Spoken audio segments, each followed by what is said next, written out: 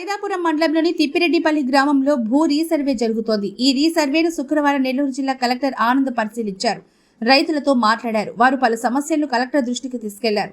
సర్వేపై revenue అధికారులకు ఆయన పలు సూచనలు ఇచ్చారు. గ్రామంలో ఉన్న 250 ఎకరాల మేత పోరంబోకు భూములకు సంబంధించి ప్రతిపాదనలు సిద్ధం చేయాలని ఆయన అధికారులను ఆదేశించారు. భూమి లేని పేదలకు భూమి ఇచ్చేందుకు ప్రణాళికలు సిద్ధం చేస్తున్నారు. ఈ సందర్భంగా కలెక్టర్ ఆనంద్ మాట్లాడుతూ రీసర్వేకు అందరూ సహకరించాలని కోరారు.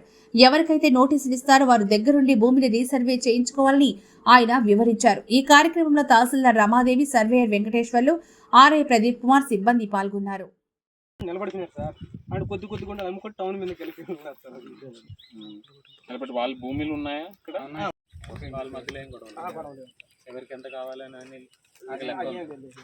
మీకు లెక్క అయితే ఉంది, ఒకరికి ఎంత అని ఇప్పుడు పేరు అలా అయితే మార్పించుకోగలుగుతాం కదా సార్. తిరిగాను సార్, నేను ఫస్ట్లో తిరిగాను సార్. మళ్ళీ 2 మాట అది కూడా కొనుక్కుంటారా? ఇదంతా ఈ తోట అంతా కుటుంబంతో కొద్ది విత్తనాలు ఉంది సార్. ఆ విత్తనాలు మేము తీసుకున్నాం అంటే కొనుక్కుంటా 5 సంవత్సరాలు తిరిగి డబ్బులు గొప్పగా ఇప్పుడు దీంట్లో మళ్ళీ ఏంటంటే ఎన్ని చిన్న చదవని ఎన్ని సార్ గొడవలు ఉన్నాయా? గొడవలు గ్రామస్తులు ఎవరైనా ఉన్నారా?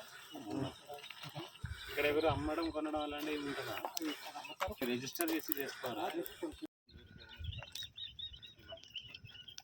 ఎలా చేస్తారు?